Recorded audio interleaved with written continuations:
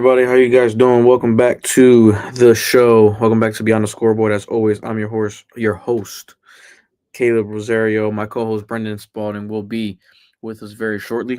You guys always know he's running late on Tuesdays.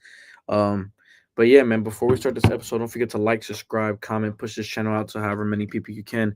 Just trying to grow this channel and have fun doing it, man. Lot going on in sports right now. Thank you guys for the ones that hopped on the stream yesterday, the ones who've watched after it was finished going live.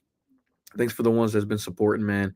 Um, a lot going on in sports lately. You know what I mean? Football season is pretty much towards the end of the regular season. 3 weeks left in that. As you guys can see by the title, we are going to be going over week 15. Looking forward to week 16 and what the rest of the season holds. We're gonna have some MLB discussions that I want to have with Brendan, pick his brain on some things. Um, but yeah, man, as you guys can see by the title, week 15 winners and losers. All right, I think there's quite a few. And I'm going to start with what I think is the biggest story of the NFL in week 15. Micah Parsons is out for the rest of the season with a torn ACL. I think that is a huge, huge, huge loss for the Green Bay Packers. And they traded for him. They traded Kenny Clark for him. They traded multiple first round picks for him. Huge trade with the Dallas Cowboys before the season started. Rightfully so. Rightfully so. And you definitely what's going on? Sorry. Yeah. You know, sorry guys, I lost my train of thought. All right, I'm back. And the Green Bay Packers definitely need Micah Parsons. For sure need Micah Parsons. They can't create pressure without him. They don't create pressure without him. He has led to a lot of their pressure rate in the National Football League and the NFC. They've been at the top of pressure rate because of Micah Parsons. Whether or not he's getting the sack numbers that he usually gets, even though I think it's like 4 or 5 straight seasons, whatever, with 10 plus sacks, but he is creating so many lanes for others and on that defensive line. And with Parsons not being there, now they lose that. They lose that. And that's the issue with the Green Bay Packers. And that exposes their secondary. And their secondary, I think, is very opportunistic. Their secondary is very uh, um, they like to jump a lot of routes because they know that their defensive line is going to get home. Now, Xavier McKinney is a premier safety in the National Football League. He is extremely good. He's a ball hawk, very, very good back there. But does that expose the cornerback situation with Nixon, who didn't really have a good showing against the Denver Broncos? Valentine, they just they have a level of what's up?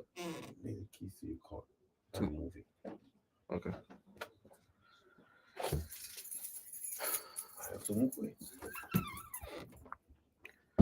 Sorry about that. Yes, and they have a situation where, you know, they have a situation where they lost their biggest piece. That's just pretty much what it comes down to. They lost their biggest piece. And the Green Bay Packers, I'm not going to say that their season is over. I'm not saying their season is over. I am going to say that their season is hanging in the balance. Let's just say that. They got a very, very big division matchup against the Chicago Bears on Sunday or Saturday night, I believe. And that to me is going to determine the division. That to me is going to determine who wins and loses the division. And, you know, I am extremely confident in the Bears' ability to go win that game because one, they've already beat them, and two, that team can run the football with anybody. And now that Michael Parsons is not available, now you're probably going to see Caleb Williams drop back and throw a lot. And, you know, And if they got that balance of a running game with Chicago, with DeAndre Swift and Monungai, and then they're dropping back with Roma Dunze should be coming back soon. DJ Moore, Luther Burden, like they have the weapons to win that division. Now, around the NFC, I think the way the standings are right now, and we went over them last week, but I think the way the standings are right now, I don't see them changing. I think Chicago is going to stay the 2 seed. I think Green Bay will stay the 7 seed. However, they if they lose this game and Detroit wins this week, now we're talking about a situation where Detroit could get in at the 7 seed and Green Bay could be kicked out of the playoffs. They need to, Green Bay has to win this game. Like, they need to win this game. I think the way they're sitting right now, the Green Bay Packers are the 7th seed, right? The Green Bay Packers are the 7th seed. And the Green Bay Packers are extremely, extremely capable of beating the Chicago Bears this week. However, but when you look at the standings right now, at the conference standings, I'm looking at them as we speak right now. The conference standings as we sit here, the Green Bay Packers are at 9-4. The Detroit Lions are 8-6. Okay? If Chicago wins that game, that pretty much solidifies the division for them. Unless, I think, if they lose the last 2, which I don't see happening, and Green Bay wins the last 2, then, but either way, that'll mean Chicago will win the tiebreaker. So whoever wins this game this week wins the division. Who obviously is going to take the 2 seed. Whoever loses drops to 9. If the Green Bay loses, they drop to 9-5. If Detroit wins on Sunday, they're 9-6, and 9-6. The Green Bay has to win their last couple games. They could very well get kicked out of the playoffs. And let's see who the remaining schedule is for Green Bay Packers. The Green Bay Packers obviously have the Bears. They have the Ravens. Very winnable game there. I don't think the Ravens are a very good team. They have the Ravens. They could beat the Ravens. And then they have the Vikings, who have been mathematically eliminated from the playoffs, but could end up playing spoiler. Who knows? And it's in Minnesota, division game. You never know how those can go. So 3, I think 2 of those 3 are very winnable, but the Bears, to me, have a tougher schedule. They have the Packers. They have the 49ers, who are playing for seeding, and they have the Lions. And that game for the Lions in Week 18 could very well lead to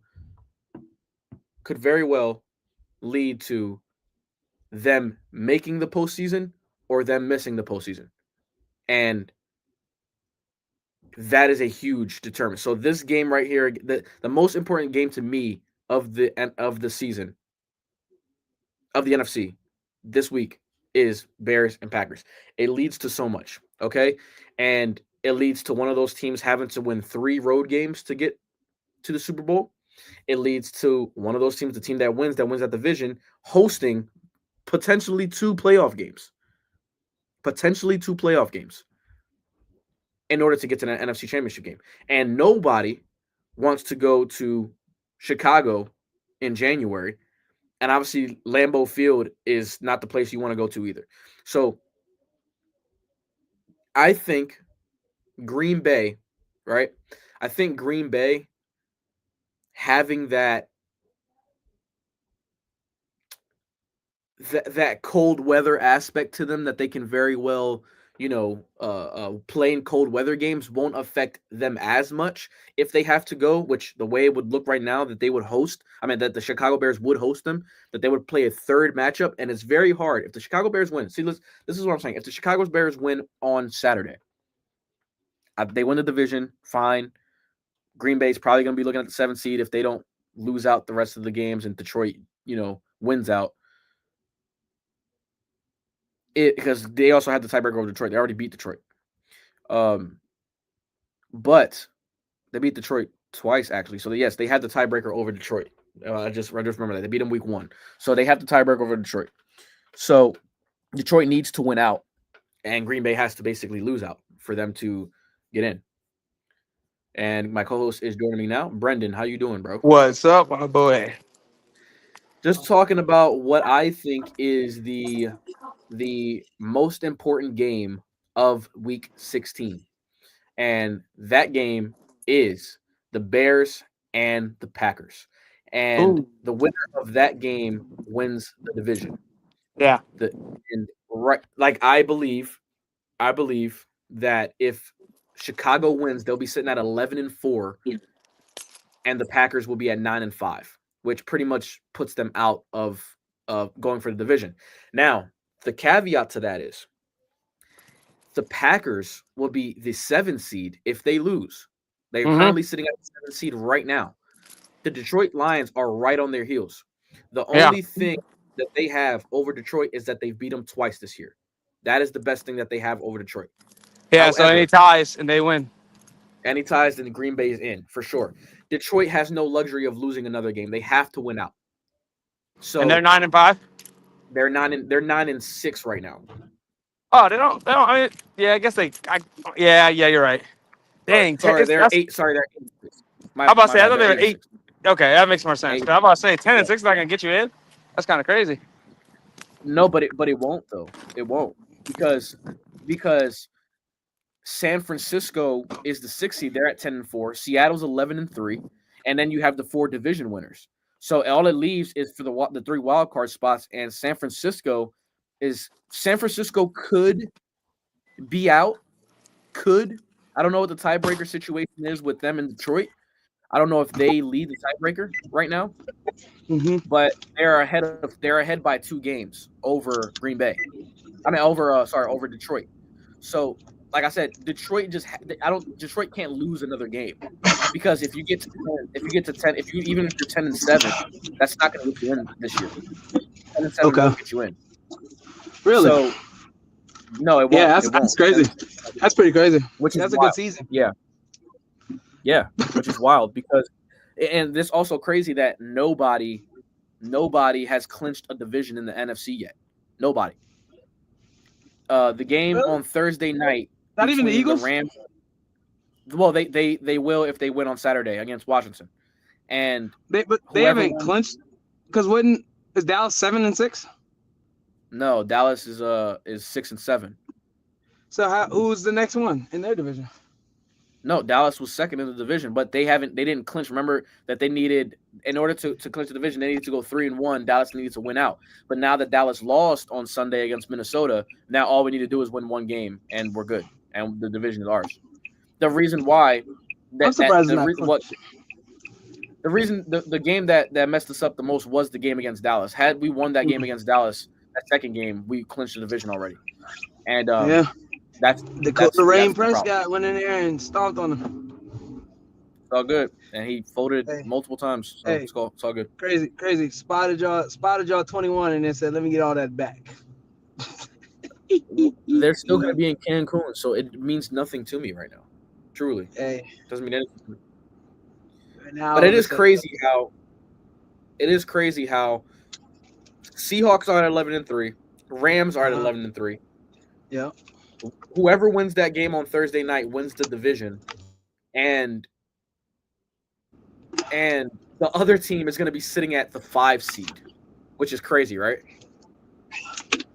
That's a crazy drop. At 11-4, like you'll be at the 5 seed. They should both take the game off. Why? What are you talking about? But I was saying I think that the way that the standings are right now, I don't think they will change.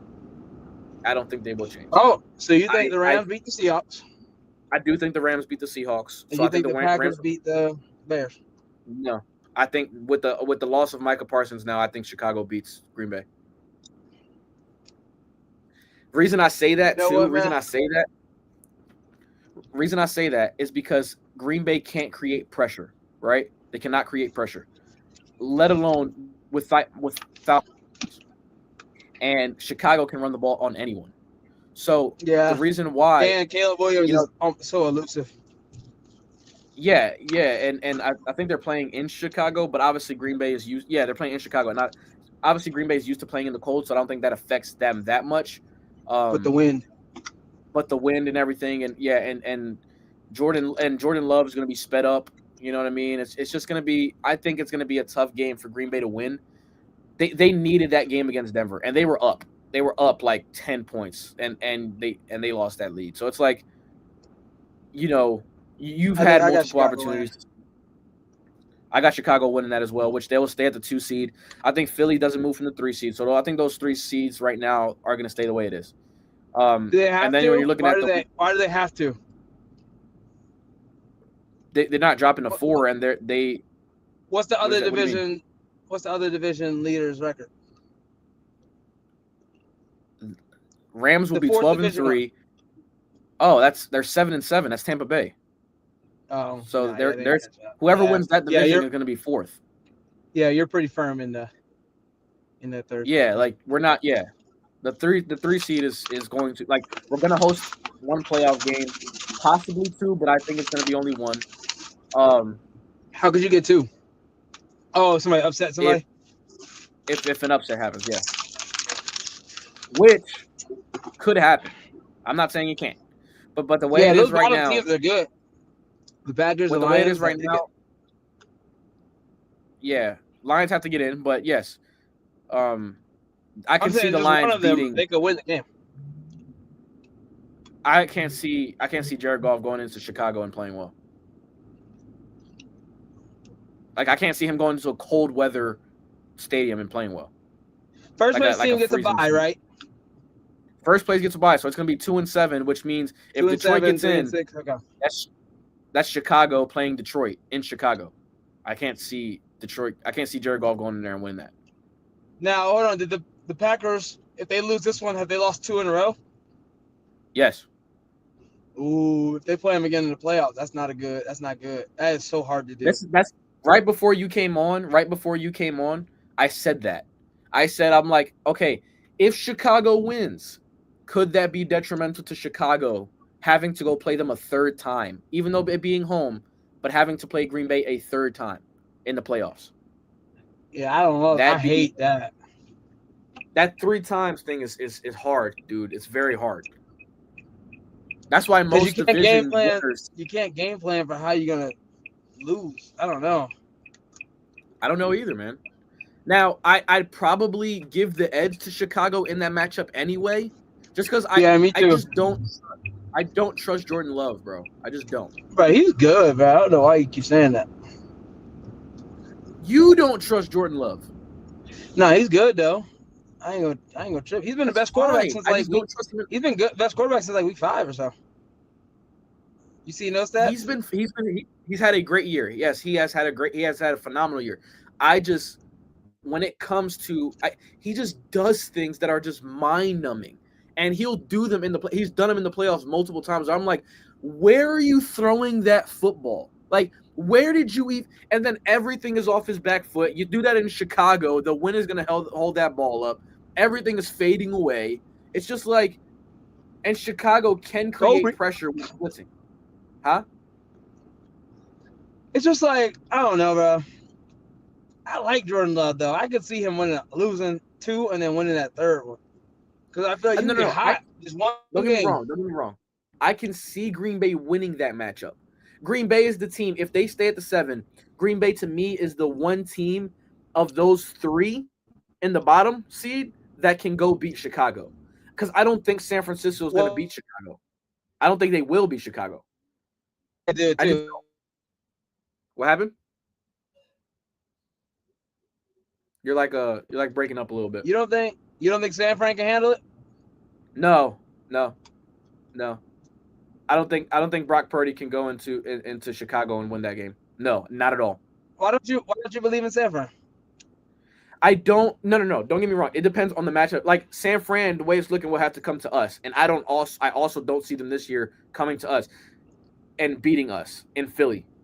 I think because of the fact that Brock Purdy, they could do that too. Actually, Their only way Hey, is y'all if go in Christian there. McCaffrey. Hey, y'all go in there and have another stinker. Yeah, he'll beat that. Brennan, I'm telling you right now, he's good for a couple turnovers this year. So, and our defense he hasn't played a defense like ours this year. He hasn't. Yeah, San Francisco. But I get that. Okay, go ahead. Okay. San Francisco coming into this year, outside of the Patriots, have had the easiest schedule in the NFL. They have played nobody of substance. So now, and the games that they have played, good teams, Brock Purdy has turned the ball over multiple times in games. And he has yet to face a defense like the Philadelphia Eagles this year. Has yet to do it, right? The only way they win. Now, don't get me wrong. What does scare me is Christian McCaffrey. That is what scares me. If Christian McCaffrey gets going on the ground, which can happen, I think it'll be a situation, not that they're going to put 7 on the board every drive, but that they can chew clock and keep our offense out of rhythm, especially if they start off slow. I do think that can happen. But I don't know. Ultimately, what offense? Brendan, listen to what I'm saying. What offense? Bro, don't be that guy, okay? Just don't be that guy. What offense? Don't be that guy, though. No, keep it stacked. No, what offense? Like, what? Why are we playing? We're not game planning for your offense. We just got to make sure we score. That's it. Okay, but you can't do that. Not with the level of talent we have on the field. You cannot go and say that it's going to be like how it's been all season long. I'm not gonna do that. Wait, what you mean? I'm not gonna bank on you guys being the same. I see. So Kevin Patullo got this secret playbook in his back pocket that he'll pull out for the playoffs. For whatever reason, I don't know who they hired or if he's finally got out of his own way. The scheme the last 2 weeks has been a lot different. I don't care. Listen to what I'm saying. I don't care if it was against the Raiders. I don't care if it was against the Chargers. Jalen Hurts was awful in that game. We've spoken about that ad nauseum. But listen to what I'm saying. Scheme-wise. Okay. Way more under center. Way more balls thrown into the middle of the field. Exactly what we needed. Yeah, but what if it was just that open because it was Oakland? But it was but plays were also open against Los Angeles that they were just missed. So I ain't seen him. But I ain't seen him hit him. So what is he gonna do in the next 3 weeks? Is he gonna really sell you on that he's about to hit all those targets? If he does it over the next 3 weeks, and especially going on the road in Buffalo and doing that, 100%. You think if they what I told you is that if they would have come out with the same scheme they have all year long and blown out the Raiders just because they're just bad or whatever the case is, then I'd be like, I don't even care. The scheme looks 100% different. It looks, I don't know what happened, but the last 2 weeks they've had the lowest amount of hitch routes of any team in the National Football League. They've had the most crossing routes of any team in the National Football League, and look how successful it was last week. And had Jalen Hurts had those hits on against the Chargers, it's a very different game. And we're talking a very different thing. He missed. He had a bad game. It happens. But I can take something moving forward over the next 4 weeks. If I see this consistent offensive scheme of using him under center, using the run game being under center, using the tight end in the middle of the field, using A.J. Brown on more crossing routes and Devontae Smith playing off of that, I'm very much saying that we are capable 100% of dominating teams. 100%. Because our defense, listen to what I'm saying, our defense is going to give us multiple opportunities.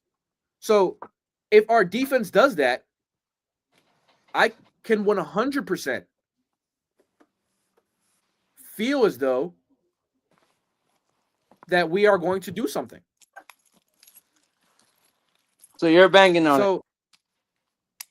No, I said if they show me something over the next 3 weeks that the offensive scheme has been the same, it's keep developing, then I'll go into that game against San Francisco, whoever it is we match up with in the first round, saying I'm going to bank on an offense finally finding a rhythm. However long it took, I don't care. It took 15 weeks. If you peaking at the right time, that's what makes you go on a run. That's how I see it.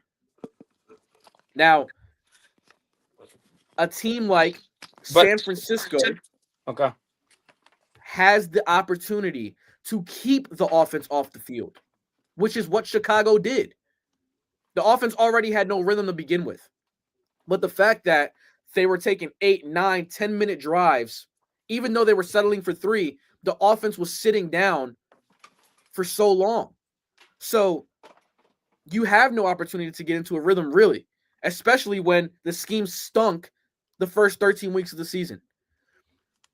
The defense has been locked down the last 2 weeks, have been phenomenal. Do I think the defense can do that to Brock Purdy? 100%. 100%.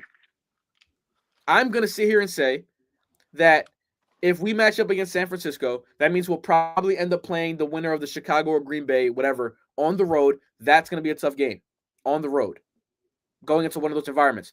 But I will take us over any of those two teams in the playoffs. And then you're looking at an NFC Championship game against the Rams. I've said it already. If they give me if they peak at these next 4 weeks, looking great offensively, looking great in tandem with the run game and the pass game, defense playing how it is, NFC Championship game against the Rams. I'm telling you right now, it's going to be in LA. It's going to be Phillies and Eagles yet again. So that's how I see it. But I didn't want to make this only about the Eagles. Yeah, I mean, it's going to devolve into that sometimes because they are the team to beat technically with them being the Super Bowl champs currently. But you got to think. I don't know, but I'm not sold on. And then the next 3 weeks y'all have, I'm not going to be sold on it anytime either. You are not going to be sold on us winning the game. I'm telling you, I'm not. I'm telling you, I'm going to be sold if they show that consistency scheme wise. Whether or not we win, whatever the case. But they're gonna win. Right. So, besides maybe the Bills game for me, the Buffalo game is going to be tough. However, that defense is bad. Like it's just not a great defense. Is that today? This week? Huh? That's this week, right? No, we got Washington on Saturday. Okay, yeah, Washington, then Bills, then Washington. Okay. Yeah. So if they show over the next 4 weeks, because I can look, if say the defense has a bad game against Buffalo, right? And they give up whatever, 25 points, 26 points. I can be like, you know what? That's an anomaly. That's like, I don't see that happening consistently, right? Yeah. You just played against Josh Allen, who's been playing great. I can bank on them figuring it out. If the offense can carry you in that game, I'm sold. If the offense can go out there and put up 27 against that defense, I'm sold. Especially with a new scheme. Not with I'm saying with turnovers like in the red zone that Josh Allen turns it over on our side of the field and we have a short field. No, I'm talking about us sustaining drives. Being able to run the football, being able to keep their defense on the field on third down, that is what I'm going to be sold with going into a playoff matchup at home against San Francisco. You know what I'm saying? Mm-hmm. Like, I am going to take at any point in time, right? I'm going to take the Philadelphia Eagles. I'm going to give them the edge because, one, as a team, they know what it takes to win a Super Bowl. They've done it. It's the same team as it was last year outside of cornerback 2. Literally, it's the same team. It's the same team. Offensively, the only one that you're missing is Mekhi Becton. And you have Tyler Steen, he's been fine. They found something in the run game over the last 2 weeks. If you remember when we watched, Saquon played great against the Chargers. They ran the ball pretty well. Yeah, I can see that. They ran the ball well against the Chargers. Yeah. And then what kind of like got me like, oh, this is what I wanted more of. If you're going to play shotgun, Jalen Hurts has to be a threat on the ground, right? Like you can't play shotgun and your quarterback isn't a threat. That means like they're just going to crash and tackle the running back, which they have been doing. In shotgun, though, against the Raiders, like I said, albeit you're going to take it with a grain of salt because it's the Raiders, and I get it. I understand. I'm not going to fight back on that, right? To me, I just wanted to see them do it. I wanted to see them go more under center. Dallas Goedert had a career game against the Raiders. Wide open in the middle of the field. A.J. Brown being used in the slot, which he hasn't been all year long. Devontae Smith, the routes they were pairing were great. It was a great thing scheme-wise over the last 2 weeks.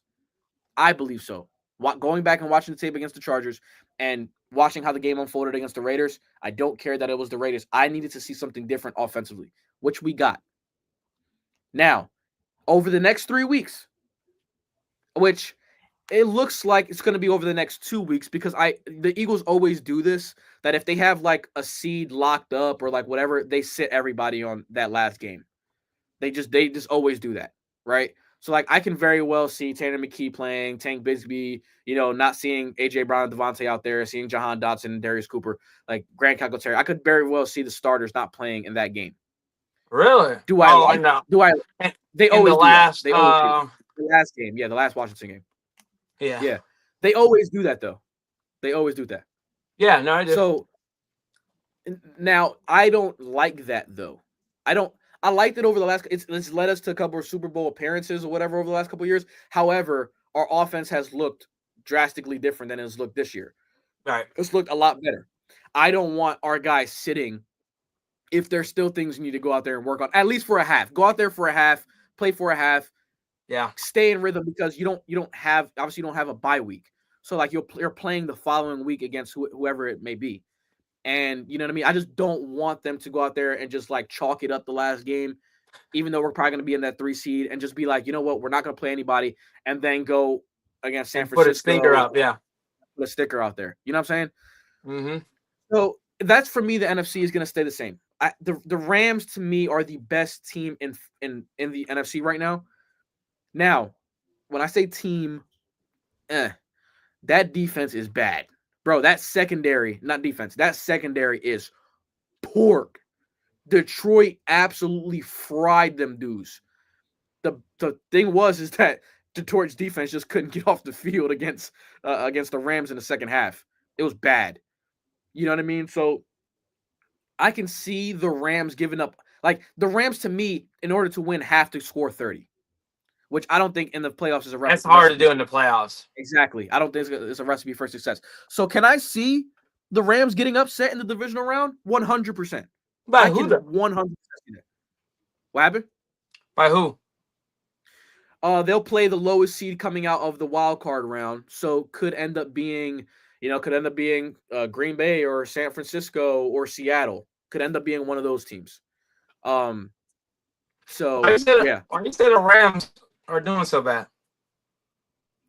You said what? They're second in points allowed per game, first in points per play. Yeah.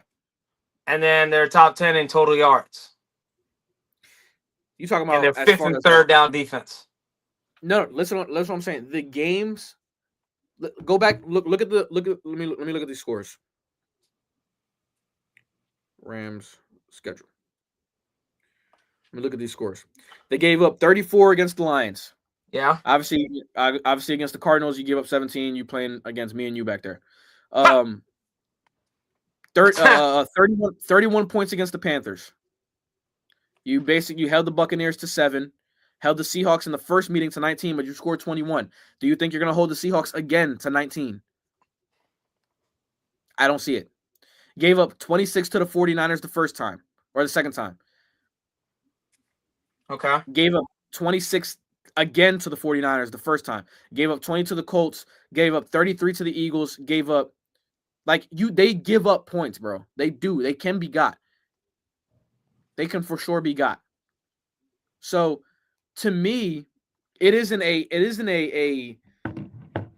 what's the name? Like a foregone conclusion that defense is going to be good to come playoff time because you're playing against good teams. Am I wrong?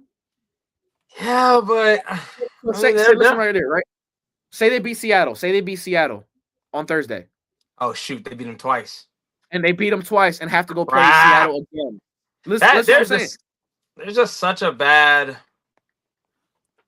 Can you see Seattle beating them with that defense? And if Sam Darnold will turn the football over, Jackson Smith-Njigba will go for 130 yards. Kenneth Walker can run the ball. Like, that is a game. That's not a gimme though. None of these games, to me, outside of the 4 and 5 seed, like if Tampa Bay matches up against Seattle, I think Seattle blows them out of the water. You know what I'm saying? Like, or even Carolina. If Carolina matches up against Seattle, they're gonna blow them out of the water. That 4 seed is gone in the first round in that wild card. So think about it. Outside of every other game, though, none of those games are a gimme. None of those games you can definitely say this team's gonna win. Yeah. Am I right? Yeah. Who do you have the most confidence in? I like the Rams. I think I like the Rams. I think the Rams should be the favorite. Even if they lose to Seattle and are not the first seed, I think they should still be the favorite. Now, because basically their home games are away games, like you said before. So it's like they've been playing away games all year. So it doesn't matter if they go on the road or come home. Did you see that thing that the Eagles are the most watched team in America? Most searched team in America. Yeah. I thought it was. You sure? I thought it was the most watched. I thought I sent you at the map. The thing I saw was most searched on Google. So my thing is they have home fans everywhere is what I was getting at. So like even when they go to LA or something, it's still gonna feel like a home game. Yeah. So but I still think that the Rams are the best team. They have the best quarterback. And they've been playing the best. If that makes sense. Okay. So you know what? Actually, no. The Eagles have the best team, but they're playing like Honda Civics. The Rams have a good team, but they're playing really well. And so that makes them have the best team because they're playing at the best level. They have a very prolific offense. Yes. And if the defense is getting stops, it's going to be hard to continuously stop that offense. Which most of the time they do. I mean, they average 30 points and they give up 18 or 19. That's not bad at all. So even if you give up 22 and you only score, I just don't see them giving up a crazy game without having a crazy offensive game. Because it seems like they score when they score fast and the other team scores fast. But like if they're scoring. Yep. But I don't know how you stop that. That dude Puka is different. The boy Puka's he's different, bro. But Devontae Adams is week to week now. That's tough. That is tough because Devontae Adams has had a resurgence. He had a hamstring thing, and it doesn't look like he's gonna play on Thursday. That might actually be great. Oh, not against the Seattle though. Oh, I wish he played that. Then he could rest. Yeah, but now you're hopefully he doesn't re-aggravate that when he does come back. No, you know what would be nice? It's actually nice that he doesn't play because if they lose and you didn't have Devontae, that might be a wrinkle you could throw in for that playoff game. Well, I mean, they had him the first game against Seattle. Yeah, but that game's not gonna matter. It was so long ago. I agree. I give you that. And you lost that game. So when we had him, you lost. So no, Rams won that game. No. I'm sorry. I mean, when we had him, you lost. That's what I meant to say. So when the Rams had him, you lost. Now, if you beat him without him, then do you know if you can really beat him with him? I hear you. Yeah. You see, that's what I'm saying. That's gonna get tricky. Do you think it should just be best record, or you think the division winner should matter? Because if you do best record, then division winners mean nothing. I mean, it's still a division title. But it means nothing. Like it doesn't. Like I think a division, like winning a division when you play those teams twice a year, should mean something. It does. You get automatic into the playoffs, but it should be the record still. Are you sure? What do you mean? I mean, like I'm saying, like say they win a division, right? Mm-hmm. The Eagles, the way it will look right now, the Eagles would be like the 6th seed. Say that would be the case, right? The Eagles would be like the 6th seed. You think it should just be like whoever has the best record is the 1, then so forth, and whatever the case is. 2nd, 3rd, 4th, 5th, yeah. And then if it comes down to it, and it's a division winner versus a non-division winner for the last few spots, it should go to division winner. I see. Then that would probably be okay. I see what you're saying because I was gonna say if Detroit was to win the next couple, they would be record-wise over the Eagles, and they're not the division winner. Eagles are right, so they would be out. You know what I'm saying? Eagles would be out. But you're saying that the 3 wild card spots, technically what they are wild card spots now, should be or the last 4 seeds should end up being the division winners, just in record order. Yeah, if it comes to that. So like the 7-7 Bucks don't deserve a better shot than the Lions at 10-6. Yeah. That's not fair at all. I give you that. No. Sorry, I know you. I'm not saying you're fighting. I'm saying that's not fair at all. So what they should do is it should just be like record. The division winner should fall somewhere in there most of the time, And then you'll have one division winner that might be like the Bucks, which is they're 7-7, or 9-8, and then they can have the 7th seed. Yeah, they can have the 7th seed over a team that they might be 8-9. I mean 9-8, but because they weren't division winner, they lost it, and that's why it would matter. But it would put people who actually like won, because we're not gonna get the best teams to play. It's basically what I'm trying to get. I mean, they're gonna play. It's just no, the Lions aren't gonna get in. They're a better team than the Bucks. Agreed. They played better than them. They're a better team, and they're not even gonna get to play. And then we might lose the Packers. Could lose the Packers. Yeah, we could lose. No, we can't really lose Seattle, right? And the Eagles, we can't lose yet. We can't really lose the Eagles either. Could lose San Francisco. Oh, we could lose San Francisco. Are they 9-5? Yeah. Yeah. They're 10-4 right now. But if they end up 10-7, they won't. I don't think they get in. How would they? If Detroit wins out. I mean, but yeah, that's a lot though.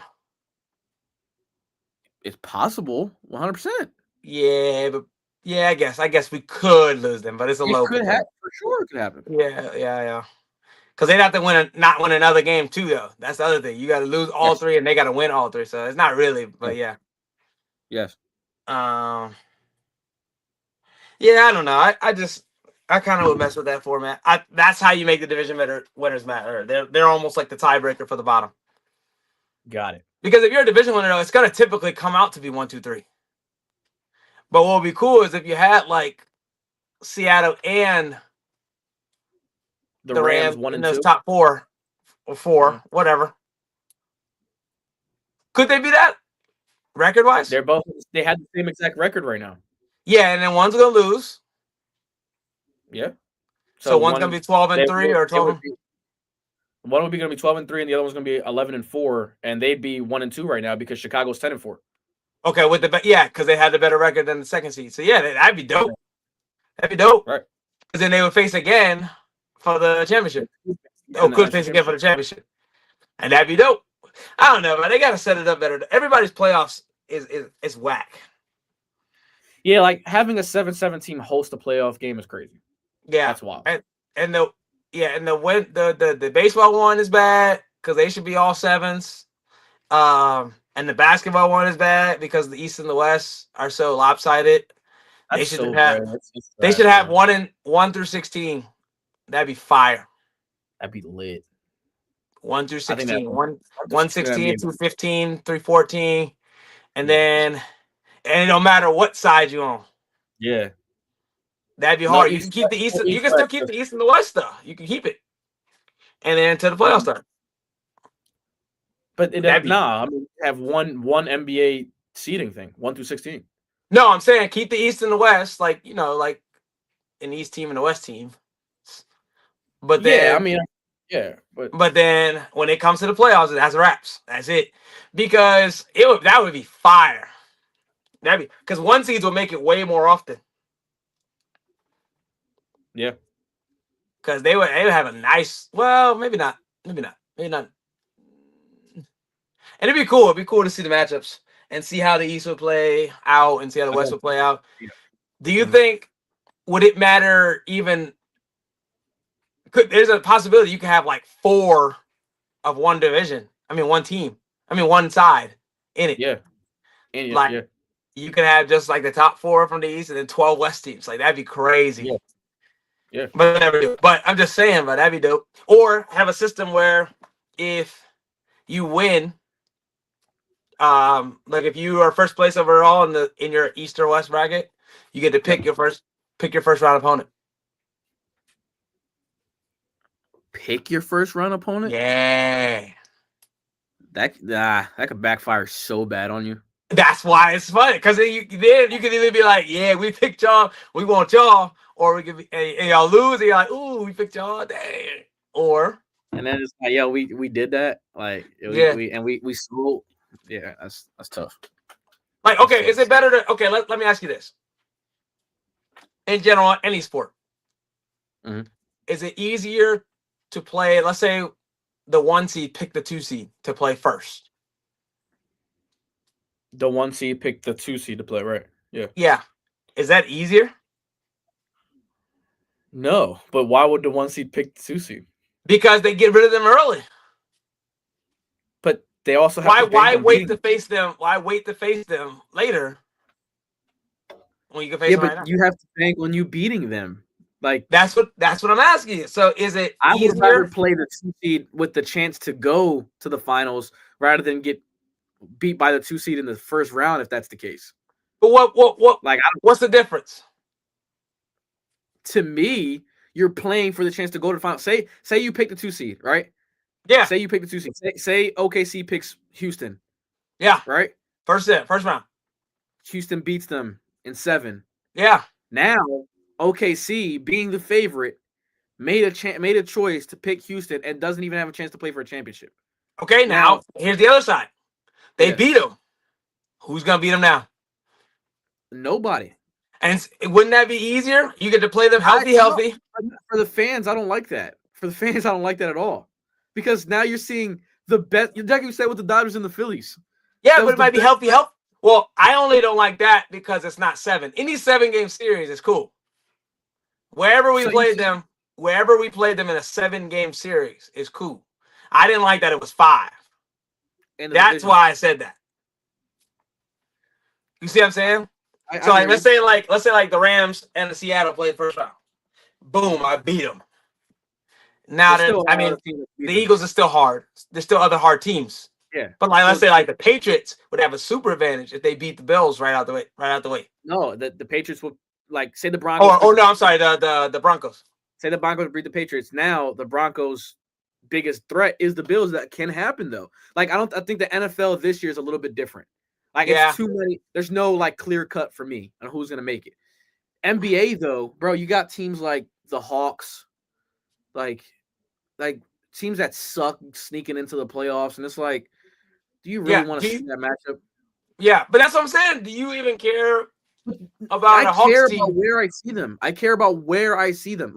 If I got to get that out the way in the first round, first round matchup, I'm cool. I'm cool with playing the Hawks in the first round and get them out the way. And I'm cool I'd love to see the Hawks. Wouldn't you love to see the Hawks though in the conference championship? No. See, this is what I'm saying. I'm not in that position as a player. If I'm a player, yes. If I'm a fan, which I am, I'm trying to see the best matchup with the chance to go to the finals or in the finals. I'm not trying to see the OKC smoke the Sacramento Kings in the Western Conference Finals. I'm not trying to see that. But that's what makes it fire. No, it isn't. No, it doesn't. That doesn't make it fire. That's what makes it. Because then I'm like, that's weak, bro. You almost know who you're gonna see in the championship then. But the fan experience sucks. The point is, yes, 100%, 100%. If the Dodgers was you know what, we ain't gonna play the Reds right now. We gonna play them in the NLCS. Yeah, we gonna get Philly out of the way in the wild card in the 3-game series. No, 7, still 7. Okay, fine. But that's I'd rather, as a fan, I'm trying to see Dodgers Phillies NLCS. That should have been the NLCS matchup. We already talked about that. Yeah, that should have been what it was. But even if it was 7, though, it would have been worth it. I'm not trying to see that in a wild card matchup though, because then the rest of the thing is all right, you got Milwaukee 4, you got Cincinnati 4, and now it's a cakewalk. Well, hold on. Okay, wait, hold on. So you still have your wild card games. So don't bring them out. It would be first round, instead of the divisional round being that 5-game series, it's a 7. So you'd be boom, we just beat them. All right, we want them. I don't like that. I don't like the whole the 1 seed getting to pick. I don't like that because now as a player, if I'm the Dodgers, heck, you crazy? Yeah, of course I'm trying to face the Reds in the NLCS to go to. I know I'm gonna smoke them. But yeah, but you got to beat the second team first. Is it okay? Basically, is it worth the warm-up games, or would you rather just come in healthy, tired? 100%. I mean, not tired. No tired. Fresh. Come in and play the best team you can play, and that way, it's worth the wait. It's worth the warm-up games, bro. It's worth it, 100%. It was worth how you know if they pick Philly first round in a 7-game series. The series doesn't go different. without playing Cincinnati first for 3 games where they score 18 runs. I don't.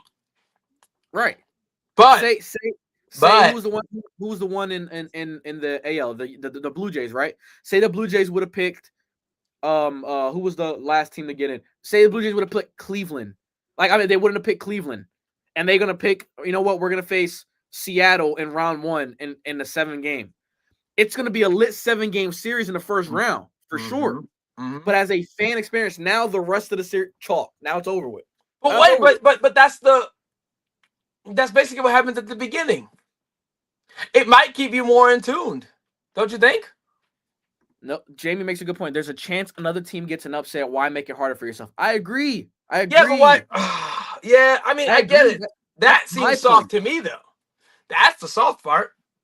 Why? I don't want to play the best team because they might lose to somebody else. I hope somebody else beats them. No. I want to play the best team later. With a chance to go to the World Series later. In the NL or ALCS, I'm trying to face the best team because if the best matchup, mind you, we both said whoever come out of the National League is winning the World Series. We both said that. Yeah, out of that one series. Yes, you're. But isn't that what made that so fun to watch? What, the Phillies and Dodgers? Yeah, we knew, like, hey, if whoever wins this, they're going, and we watched every game. We watched every game, but then we had to go see them sit for 4 games against the Brewers. No, then Shohei put up the best game ever. That was lit, but you could have watched that in the first round. No, I want to see him do that on the way to the World Series. Nah, I ain't trying to. Nah, man, I'm trying to see how close these Phillies Dodgers games was outside of Game 3. I'm trying to see that in the NLCS. But what if what if they're tired and somebody gets hurt and now you don't get to see the whole thing? You can't bank on that. You can't bank on that though because it happens every year. But you can't. But no, somebody from your team could get hurt in the first round against. God forbid, Shohei gets hurt against the Brewers or Cincinnati in the first round. I mean, against the Phillies in the first round. Now you don't got Shohei at all. The rest of the we got to see him. What if we lost him against the Reds and now we don't get to see him at all against the Phillies? And now we got to sit there and wonder, hey, what if we had Zach Wheeler? We might have been able to beat him. Yeah, we're doing that as we speak. That's what I'm saying. We could eliminate that. Best team, go get him. But Wheeler wasn't pitching anyway. No, I'm not using them as a specific example, but I'm saying you could get rid of them right away and then just coast the rest of the way until you play until you play the other side's best team. Right. Because that's the thing. You're gonna run it. The best teams are gonna make it to the championship more often. I highly believe that if the Toronto Blue Jays played Seattle in the 7-game series in the first round and then went on to go play the Yankees to go to the World Series, they don't have the series they had against the Dodgers in the World Series. They don't. That 7-game series against Seattle prepared them so well to face the Dodgers in a 7-game series. I disagree. I think they play even better because after you face Seattle, you beat them, right? That means you hit. Hold on. That means you hit good pitching for 7 games or however many games it went. Then you go face the Yankees do have good pitching, but let's say that they're not as good as the Yankees. Let's say there's the Baltimore pitching. Now you're getting soft serve, feed it. You're getting hot. You're getting going, and then you roll right into the next. You get your timings. You get all your stuff. 4 games, get them up out of there. Because that's basically what the Dodgers did. They came in there. They mopped them up and see ya. Let's go. Look how they came on the World Series. Now, they stunk the whole thing. They didn't just stink in the World Series. They stunk the whole playoffs. Okay, but listen to what I'm saying. You're saying, look at what Toronto did. Look at what Toronto did. They raked the entire playoffs. They raked, right? Yes. So they raked against Seattle. That Seattle series took a lot to win. Yes. Right? Yes. They had to come back from a deficit. They were down 2-0. So they came back. And they were down 3-2. So think about this, right? That series right there, that adversity that they faced, they came into the World Series smoking hot. Yes. Like ready to go. And they outplayed the Dodgers for 7 games. Okay, now hold on. Okay, go ahead. Go ahead. No, you got it. My fault. The Dodgers, tough series against the Phillies, albeit 5 games. The series ended in 4 games, right? But in 4 games, but it was a tough series. Yeah, we barely scored. Right. They play the Brewers. It's like, why the Brewers even here? They come out and we honestly didn't score that much except the 3 games. That one game show him went crazy. And then the 2 games against Cincinnati. And yeah, you're right. And then you're right. I understand that. But I'm saying more than likely, when you have a series like that in the ALCS, look what Boston did to the Dodgers in 2018. Tough series against Houston. Scorches the Dodgers in the World Series. Scorched them. Look at what they did. Look what the Astros did against the Yankees. 7-game series against the Yankees. Adversity against the Dodgers, beat them in 7 games. This is what I'm trying to tell you. If you play the best team before you go to the championship series in a 7-game or 5 or however, you know what I mean, like a 7-game or even in football, 1-game playoff, you face the best team to go to the Super Bowl. That right there, and you come out on top, that right there shows that you can handle adversity. And rather than getting them out the way, possibly, because you could lose, but getting them out the way in the first round, and then playing Cincinnati and Milwaukee on your way to a World Series. But hold on, okay. Now think about it in the reverse. Who did they face to get to Seattle? The Yankees. And that's it, right? They only played the Yankees. All right, perfect. Yeah. So check this out. They basically did the same. What you're saying, they did the same thing, just in reverse. They took their easy win. And then they were hot for the next team. But now think about it. You just get your hot, you get ready to go. You face the best team, you beat them, then you get your easy wins. This is when you get your at bats in, get your timing, and then take that into playing. I would much rather come into a World Series. Let's say I'm facing tough pitching right before, and I go You're speaking on it as a player. 1 for 16. As a fan, though, also, because once my team rolls on the second best team, I'm feeling really good about us at least playing the other side's best team. If I smoke this team that's supposed to be easy, I smoke the next team that's supposed to be easy, and then I got to play the hard team. Now I'm all worried and stuff. If I smoke the best team, as a fan, if I smoke the best team first round, what are the other teams going to do with me? But you're also having to win. Like, you're also playing 8 more games and winning 8 more games against teams that you're like, bro, why? Like, what? But they're also MLB teams. They're not going to just roll over. They're going to be good. Like, who expected the Cleveland to come all the way back? Over. Huh? The Brewers in Cincinnati rolled over. They didn't have no choice. They didn't have no choice. Point. As a fan. But you watched every game of that NLCS. I watched every game of every playoff series. See, that's what I'm saying. So what does it matter? It don't change nothing. I wasn't happy about it. I wasn't happy about seeing the Dodgers play Milwaukee in the NLCS. But that's why I said if that Phillies series was 7 games, it would have been way better. Way better. But even if it was in the NLDS. Even if it was in the NLDS. In the NLCS, though. I'd rather see that in the NLCS. I don't think the round matters so much. I think that last round matters. Like, for example, when Portland played the Warriors in the Western Conference Finals, nobody cared. Because they had already played. They played the Rockets the series before. Everybody watched that. Regardless of them watching it, I'm not saying. I'm just saying, you're gonna watch it anyway because you're a sports fan. I'm saying I would rather watch Dodgers Phillies in the NLCS with a chance to go to the World Series, because those are the 2 best teams in the National League duking it out for a chance to go to the World Series. What if they never get to play too? That's the other thing. You're banking on every team winning. But this is my point. I don't want to bank on that. I want to see the best teams play every single time, and that guarantees it. If you take them in the second round, first round, guarantees it. In the MLB, the only reason you don't see, like, obviously, I agree with you. They need to change they need to sacrifice a couple regular season games to give us longer postseason series. I agree with you. Outside of what series has the best team essentially not won? Outside of the wild card can happen anytime because it's a 3-game series. Anything can happen in a 3-game series. But from the NLDS on, the one that strikes me is Washington against the Dodgers in 2018. That's the one that strikes me. Washington was not a better team than the Dodgers that year. Like overall, right? They ended up just beating them in the playoffs. But it was also in 7. So that was a 7-game series right there. But in actuality, they were the 2 best teams in the National League that year. Washington isn't in the ALCS. AL. No, they played you guys. Man, they played you guys to go to the World Series. No, they played us in the World Series. Because remember, Juan Soto went crazy on us.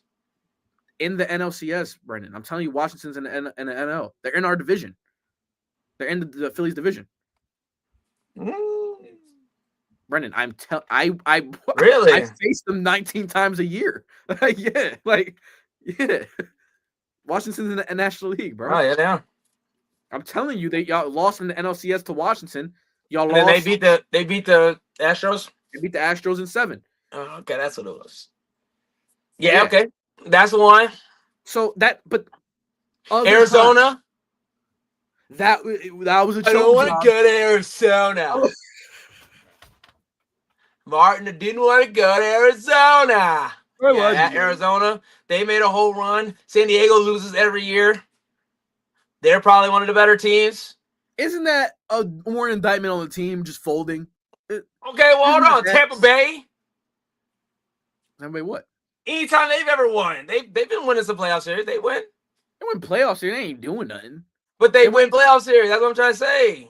But they play like the teams that they beat in the playoffs. They're better than. They just ended up matching up against good teams, like against teams that they were better than. Like the 2021, I'm not like Tampa Bay wouldn't have been there. Texas was the best team in the AL. Nah. Yes, they were. Yes, they were. They were that year. They were in 2023. They had 100 wins. I'll tell you right now what their record was in 2023. But they wasn't better. They were better than Arizona, but Arizona took out the Nationals. I mean the Phillies. The Phillies, you're right. And the Dodgers. Y'all lost to them that year? Yes. They beat us too. It's y'all fault. See, it's y'all fault we don't play y'all in the NLCS. That's what it is. It's y'all fault. It's y'all fault. Right? They beat us, right? Am I tripping? Yeah, I think they did actually. I think they beat you in the DS. 5 games. Because we were first place, so we were waiting on whoever they beat. Yeah, it was us. That's crazy. See, and look, we had to face them. But look, that was kind of raw though. They were 90. They were the same record as the Astros, 90-72 that year. The Rangers. So I guess they had this. There was really no clear-cut best team. Clear-cut, and they beat the Astros in 7 in that series. Yeah, they did. Also, by not winning a home game, they didn't win a home game. Neither team won a home game. That's crazy. That series was insane. But I mean, look. I'm saying this is only if the first place team wants it. So if the first place team was like, yeah, bro, like, man, if the Knicks were like, yeah, bro, come see me, Boston. That'd be fire though. First year in Boston, Garden, Madison Square Garden, and Boston going at it. The only way that will be beneficial as a fan experience is if the team they chose wins that series. And upsets them because it ain't happening 9 out of 10 times, Brendan. The first place team is not gonna. Yeah, you're right. That's what makes it kind of nice. I'm just saying, only if they picked it. Now, okay, check me out. Magic played Cleveland in 2009 in the second round, right? Okay. Who did they play to go to the championship?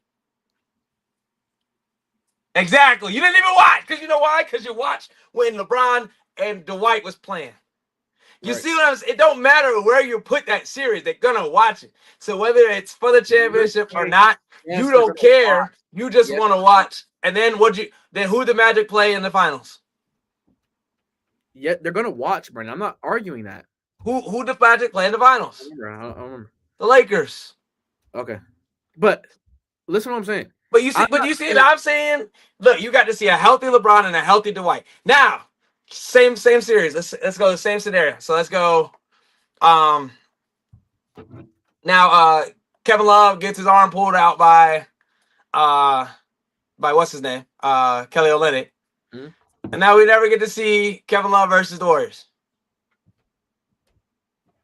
Okay. In that first series in the 2015. Yeah, but Kyrie also. I mean, obviously they're on different sides, but I'm saying, let's say like they were on the same side, and you could have saw that in the first round. What if Cleveland and Golden State played in the first round? Yeah, but not in those terms. I'm just saying like that same caliber of game was played in the first round. I don't like that. I don't like that. Man. I don't like that. If the team wants it, I'm saying they should have the option to have that option. No, let's say the second place team is going to be limping into it. Let's say Jason Tatum could be ready for game 6, but he's not going to be ready for game 1. And I'm like, yeah, let's get him out right now. Wouldn't that be fire too? You have that option. Is that not soft? You talking about you want to play the best, but you ain't playing. Listen, I'm saying the team should have the option. I'm not saying they should take it. I'm just saying they should have the option to do so. No, they shouldn't. Absolutely. They won. They did to choose their bracket. They get to choose their opponent and basically cakewalk the rest of the way. But they got to play the best team on the other side. In the championship. And it'll make it more likely that the best teams will face. Would it not? Like if my first and second place teams play each other and the second place team wins, they're still probably better than the third place. I mean, like, there's probably a significant gap between the second and third. Right. Most of the time it is, but not like record wise, but team wise. So like we've seen like Toronto finish first, and then they face a 5th seed Cleveland in the second round. See you later. Yeah. Like, but Cleveland also like they were better. Yeah, obviously. They're also obviously better than the 5th seed. But I'm saying, what if Toronto got the pick? Okay, we know LeBron's gonna come in the second round. Instead of doing that, let's take the 6th place team or the 4th place team, and then that'll move the brackets around so that they don't have to see Bron to the end. That could be a better bracket for them. The only thing that I'm on board with you is in regards to the NFL, it should be record based. Yes, I believe that. It should be record based. And in the MLB, it should be 7-game series. 7-game series. That's the only thing I'm on board with you. The whole first seed picking who they play. No, I don't. Hey, that would be fire, though. No, because this is what I'm trying to tell you. You're thinking that they're going to automatically pick the best team. They're not. I don't think they will. They're soft. They're going to pick the easy team. Exactly. I know, but that's stupid. Which is who they would play anyway if the bracket stayed the same. So just leave it how it is. Because no team. Think about how locked in you'd be for the first round if the first round was that. No MLB team coming off of a bye, not playing in 5 games, is going to choose to play the best team, their best obstacle. Nobody's going to do that. Nobody's going to do that. There's no way. Yeah, but now if you choose the last team and you lose, which happens, it happens. But it would put the onus on you that you didn't pick a good matchup. You would be like, oh, no, you they just got matchup. Yeah, that makes it even worse though. Imagine if you're picking teams, bro, and you pick everybody but this one dude because you didn't like him, and then he dropped 40 on your head. How much more embarrassing is it that he dropped 40 on your head and you didn't pick him? It's embarrassing for the Dodgers to lose to the Arizona Diamondbacks and the Washington Nationals. But at least they got matched up with them. I mean, instead of the Dodgers, who would have chosen either of those teams anyway to play and losing regardless. Maybe because that's not a good matchup for the Dodgers. Arizona is not a good matchup. Maybe you could pick a team that maybe won a little bit more, but they weren't as good as they looked. Milwaukee. Yeah, like you'd be like, I want Milwaukee instead of Arizona. No, me and you both didn't think Milwaukee was a 1 seed. We both didn't think that. We knew. Yeah, but that's what they turned out to be. You see what I'm saying? Now imagine they get to pick. They'd be like, man, we want the Phillies instead of the Dodgers. Smoking them. Right, fair enough. You might. But what if they said the Phillies? They face good pitching for a little while, then they come in, they trunch the Dodgers because of it, because they beat y'all. And they could have faced the Avengers themselves. It might be put some fire on them too. It'll put some fire in some teams because you'd be like, dang, but I just chose you. Like I can't lose either. And the team that got chosen, be like, oh, they disrespecting us like that? Yeah. We need some animosity. That would bring some rivalries too. Like, what if Boston was like, you know what, we're always gonna pick Orlando. That would be. I want them out of there.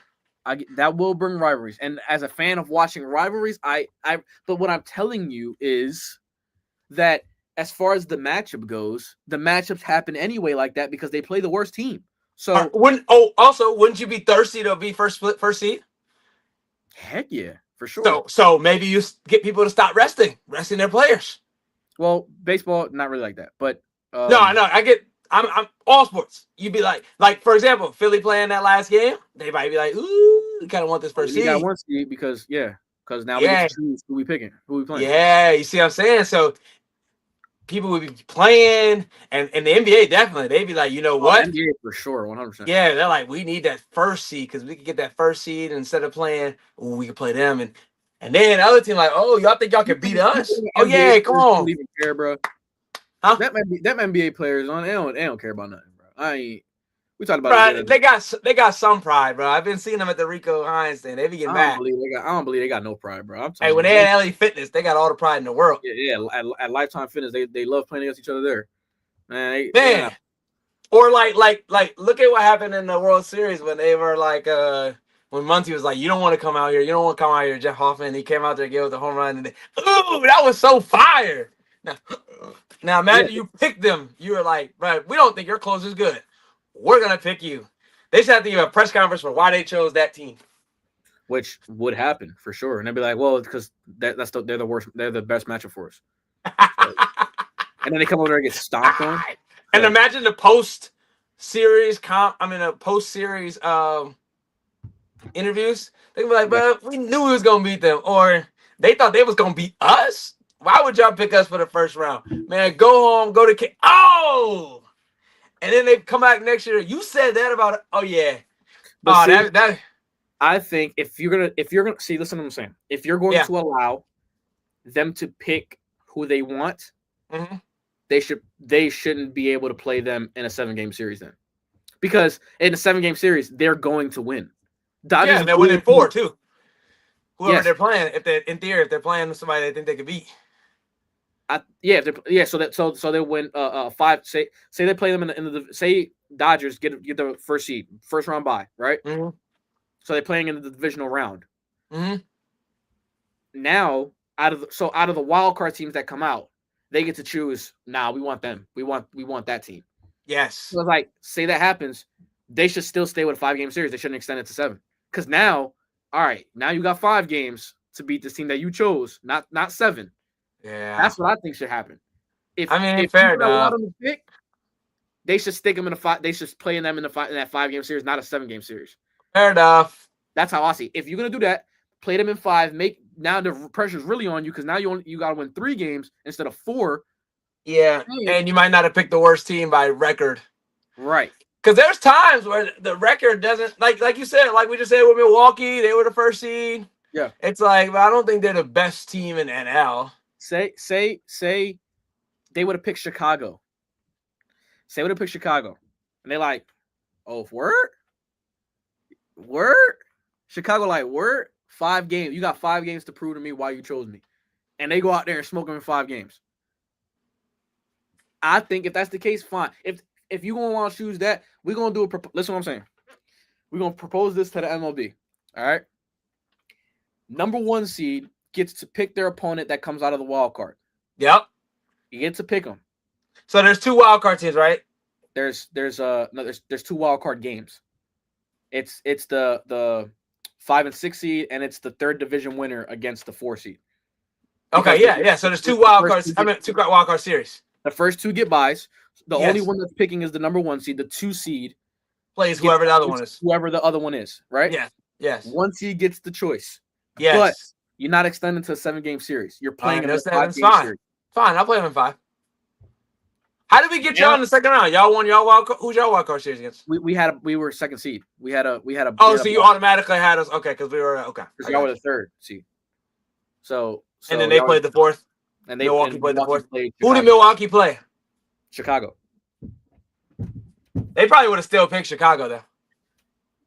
Out of those teams, that they probably would have happened anyway like that. But you never know in any given year. So yeah, like let's say you go in there and you don't have. Let's say you finish 2nd, but you don't have Nola and Wheeler. Now I might pick you.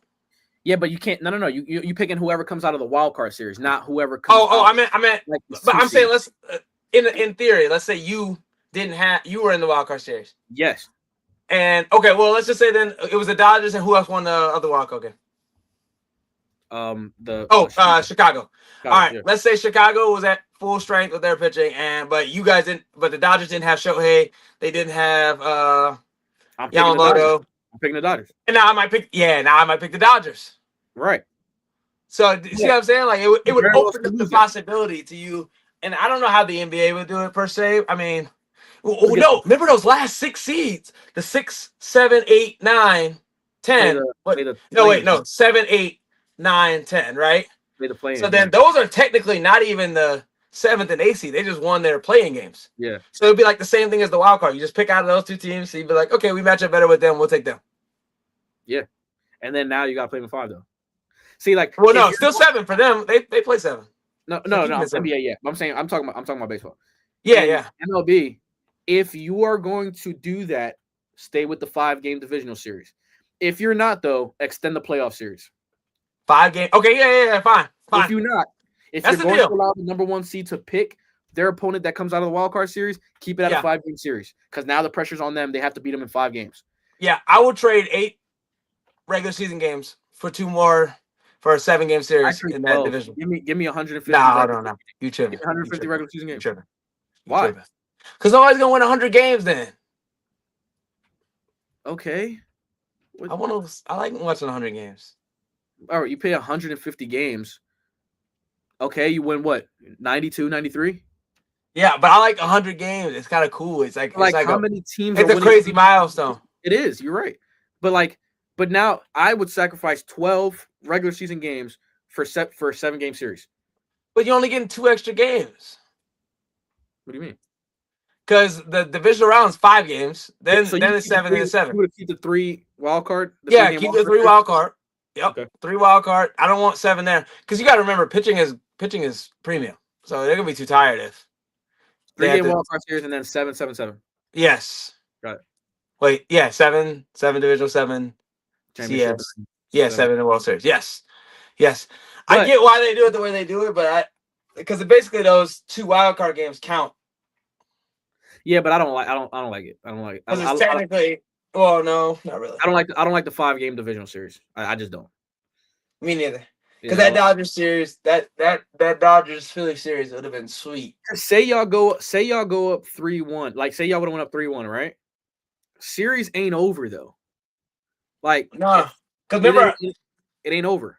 Yeah, because you had Christopher Sanchez come in. He was gonna start the next one. Yeah, he came in because he had to in that game.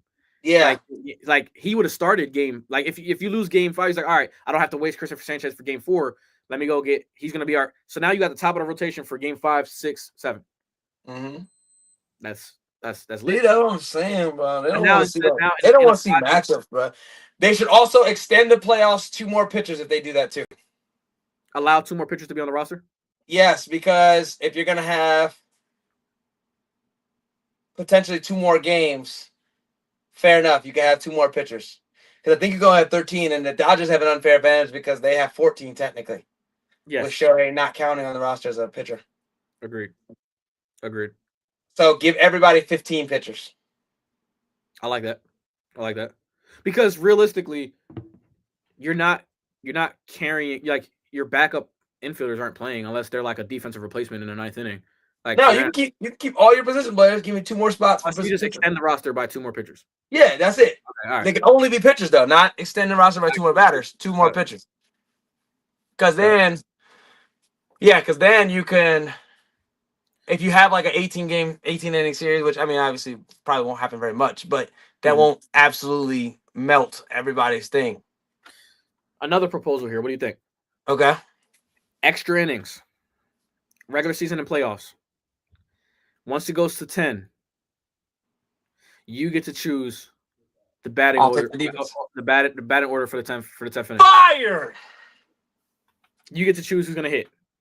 Fire choice. Like which part of the lineup is gonna be?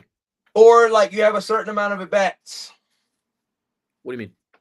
Check this out. Like let's say like you get 2 at bats so let's say you be like, I want Trey Turner up now to lead off the inning, right? And then you get 3 outs right back to back to back. Trey Turner could then go again, but that'd be his second at bat. You can't pick him to start off the inning. of another inning until everybody else gets their 2 at bats. Got it. I got it. I get that. I was saying more like in any extra inning, you can just pick whatever. Or like. But see, it'll be unfair because you just start at the top every time. Right, but so can the other team. I know, but at the end of the day, you're gonna end up with the same thing. Yeah, but you don't know. The result couldn't be the same. Like say it's Shohei, Mookie, Freddie, right? And the top of the 10th, you guys are on the road in Philly. We get to match that with Kyle, Trey, Bryce. Yeah. So it's like, say y'all take the lead, we could have a chance to tie it up, but we could also not score in that bottom of the 10th. Yeah, but then they can go Trey, what's it called again at the bottom of the next inning, and again and again and again. Yeah, but that doesn't mean it's the same result's gonna happen. No, but I'm saying, but they're gonna get up to like 8 at bats while you got other dudes batting 3 times. And I get why you'd want that, but yeah. I'm saying we would lose out on some of the secondary people, like making saves or making miracle plays. Like you're like, so 2 at bats. Like yeah, so you can only pick them twice. So you can go 1, 2, 3, 10th. 1, 2, 3, 10th. But they can't hit again. I mean 11th.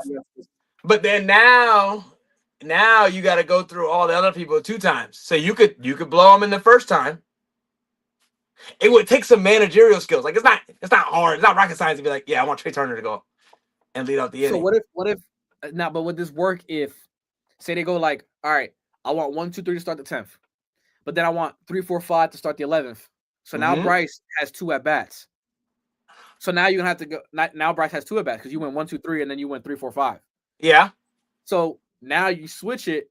Now you can switch it and be like, all right, Trey's gonna get his second, but then I got 9, 1, 2, or I got, you know what I mean? Like you can't do 1, 2, 3 again because Bryce, you know what I mean? Now the strategy plays into it is like, all right, when am I gonna give Bryce his second at bat? When am I gonna get Trey? Yeah, you gotta think.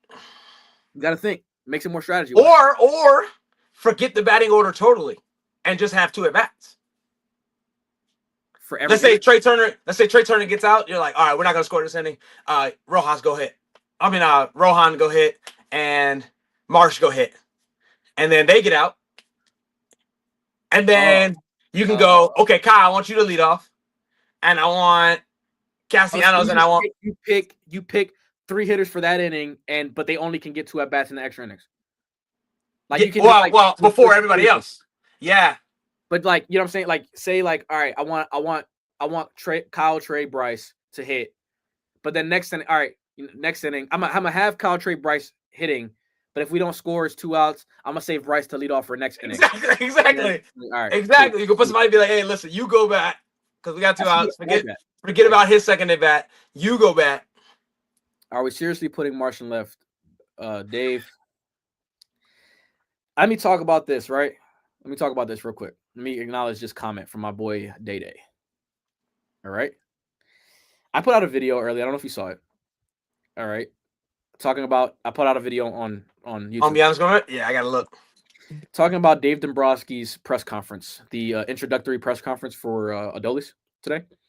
Yeah. Officially signed him. Just guess what this man said. Who have I been advocating for throughout the offseason? Your favorite player, right? Robert Hader. Robert. Or Bader, either one. But Robert, Cattell, you know what I mean? I've been advocating for them in the offseason. This guy says, they ask him, are you planning on making any other outfield moves? And I know you could take with a grain of salt anything that they say in a press conference because they could be playing it close to the chest or whatever the case is. But Dave Dombrowski, I don't feel like is doing this. He literally said,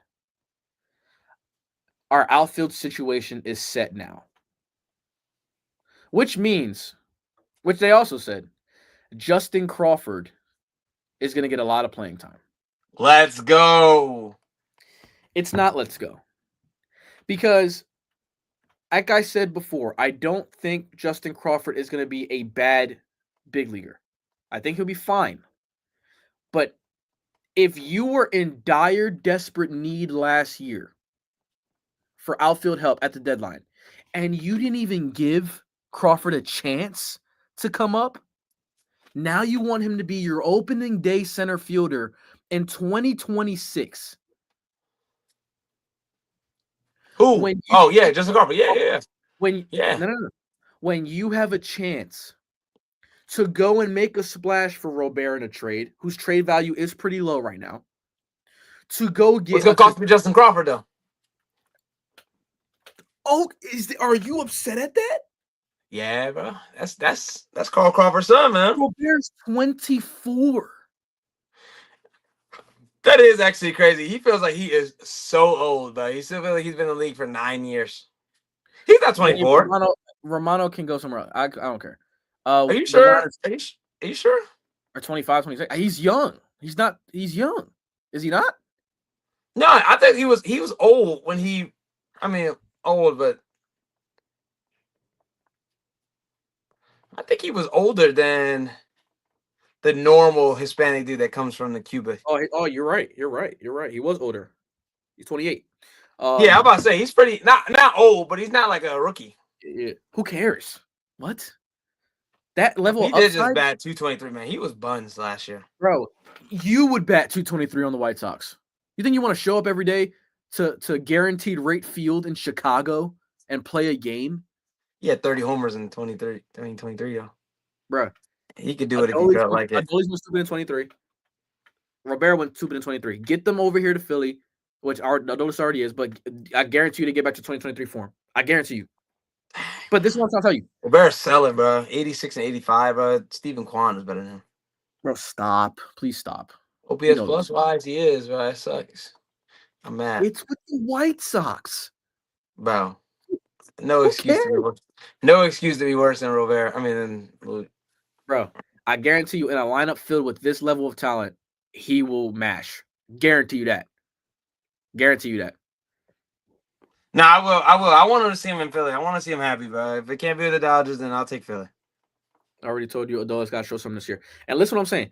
I told Brendan and I told the chat, my fantasy football group chat, I was telling him, I was like, bro, Adolis to me has the potential of being a very high reward signing if you pair him with the guys that I'm telling you. If he's the only guy that you're trying, if he's the only addition to this lineup, you're gonna see me on the news. Bro, that's all you need, bro. You want 7 Infinity Stones. You're trolling. You know. You want to have Thanos. Bro, you know for a fact that this team isn't winning the World Series with Brandon Martian left, Justin Crawford in center, and Adolis in right, and then having Bohm still protecting Bryce Harper. You're not winning that. Yeah, but you don't know. Adolis is going to protect Bryce Harper now. No, he ain't. Why? Bro, they love Bohm as a cleanup hitter, bro. No, they do. Well, that doesn't mean that. Get Adolis in that cleanup spot. Stop playing. I'm with you. Bro. Hey, the Dodgers. No. Chill out. Brendan, the Dodgers. Stop downplaying what the Dodgers are, bro. Just stop, please. The Dodgers have Shohei and Will Smith. And everybody else is role players. Except Freddie Freeman's a beast, too. Actually, I'll give Freddie Freeman his beast. But he's getting kind of old. Look at your pitching rotation, bro. We just traded away. Oh, wait, no, we haven't traded Glasnow yet. No, he's not gone yet. Yeah, we got to get Tariq. If we get Tariq you also now, have a 2-time Cy Young Award winner, and he's not even your best pitcher. Yeah, that's facts. What? But we're not. Stop down. Your team is better than ours. Stop downplaying what you guys have. All right, so hold on. Let's go player for player. Player for player. Shohei's the best on both teams. Okay, cool. Next. We have the better DH. I give you the edge at first base. I mean, I give us the edge at first base. I give us the edge at first base. Okay. So now, hold on. So no, Shohei's the best. Oh, no problem. Now, is it Bryce Harper next? Are you talking about like overall player for player? Are you including pitchers or are you just including position players? Yeah, all of it. Well, pitchers wise, I'd say Wheeler. So you think Wheeler's better than Bryce? Like at their position, yeah, for sure. Okay, so like you got Shohei. Bryce is at first baseman. Then you got Wheeler. Then there's Bryce. Yeah. Okay, then Bryce. Christopher Sanchez. Muncy's better than Bohm. Yeah, hold on. I don't care about position for position. I'm going for position. You have to go like that. Not always. No. Yes, you do. No, because you could have 5 better players. You have like 5 or 6 at the top 10. And then the position players are gonna say they're gonna be shaky at best. Like Edmund is Edmund's decent. better. But he's not way better than Stott. He's better than Stott. Yeah, but not way better. And Muncy is not way better than Bohm. Teoscar's better than Castellanos. Right now, I mean, you got Adolis. Teoscar's still better than Adolis. Yeah, but it ain't that crazy. But then... we got to go position for position, okay? Fair, I guess. So we got catcher. Y'all have the better catcher. We have the better first baseman, so that's 1-1. Yeah, we got the better DH. I got a better DH, 2-1. Y'all got a better second baseman, 3-1. We got a better first. You guys got a better first baseman. Yeah. So 3-1, because y'all got catcher DH. Y'all got catcher DH, second base. Okay. Now shortstop. Y'all got the shortstop.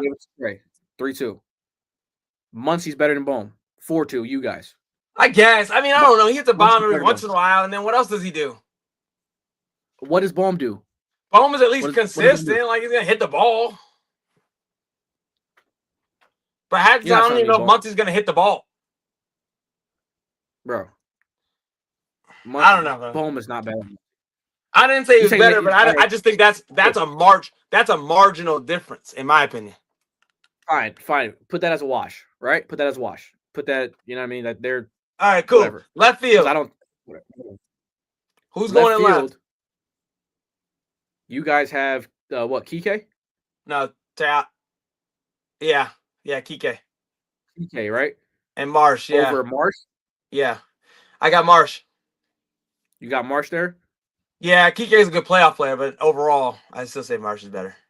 I don't even know who our center fielder is, so I'll give you guys that by default. No, Justin Crawford is better than Andy Paez. I just watched Andy Paez have like one hit. Don't do that. Don't do that, bro. Don't do that. You have trade us for him straight up. We've had like 5 center fielders in the last like 3 years. Our center fielder is Johan Rojas, sometimes Brendan Marsh. Stop. He's not better than Andy Paez. That's not. Andy Paez center field. And y'all have right field. If Justin Turner, and then right field is marginal. Stop saying Justin Crawford. He hasn't taken a swing in the big leagues yet. Stop. Yeah, but okay, fair enough.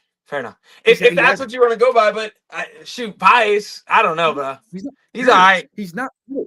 All right, now pitcher rotation. Also come up. Didn't he hit 270? Who? Paez? Oh yeah, he did. Paez he did that. So in the regular season. That's what you be caring about. Yeah, but he got exposed, bro. Bohm hit 090, even though he hit 270 in regular season. He hit 090. I'm still telling you he stink. But Paez has shown way more than Johan Rojas. But not more than definitely not more than him. I bet you if you offered him straight up, we'd take it. Are you talking about Sosa? What are we doing with the other 3? Sosa, Sosa's only gonna play if Bohm is gone and we don't get Bregman. Like he's only gonna play in that sense. Oh, y'all trying to get Bregman too? No, it's they said that Bregman is in the conversation with Bregman, but I think the priority is one JT. Are you talking about Otto Kemp? He's talking about Otto Kemp. Ew. Yeah, no. He's talking about Otto Kemp. No. But the only thing I'm saying, position by position, you guys have, I think you have a better team. No, we don't. You have a better team. It might not work position by position, but like overall, Both bullpens stink. We have the better closer, but bullpen. No, not anymore. Not anymore. You don't think Edwin's better than Duran? Oh, no, sorry. Yeah, I forgot you guys. Yeah, no, yeah, for sure. Now you guys got better. Yeah. Now Sasaki's gonna be a setup guy. Now, you know what I mean? Like, yeah, he's setting up us to lose. That's what his setup is. Right. And then your rotation, I think Wheeler is one. Yeah, Wheeler's one. I got Wheeler. Yamamoto. Yeah, I agree. Yamamoto's 2, but that's kind of a wash to me too. Christopher Sanchez is 2, yes. Wait, You got him as second. Oh, best I'm pitcher. three. I'm three. Three. Kemp better bat than Bohm. Send Bohm to the Shanghai national rugby team. Bro, I'll tell you, as Phillies fans, I can't stand Bohm, bro. I can't stand Bohm. It's just because he's tall, bro. If he was short, I wouldn't care. If he's not though. He's not my height. He is 6'5", 225, and he hits the ball like Stephen Kwan. I'm not doing this. I can't do it. Like, there's no way you're 6'5" and you hit 9 homers. I can't do this. There's no way that happened. Like, and in Philly, that is such a hitter-friendly park that you can golf a ball and hit it out to left. And he hit 9 homers. I think what's his name? Andrew McCutcheon had more. And he only faced lefties. He said my grandma wrote more homers. Hey, stop hating. Y'all gonna leave Big Bones alone. First off, you're the one that 2 years ago told me, yo, Bohm stinks. But y'all, I don't even know why Bohm whack. What did you say? I was like, give it some time. See? I gave it time, and he blew. Hey, give it some more. No, I ain't giving him more than bro.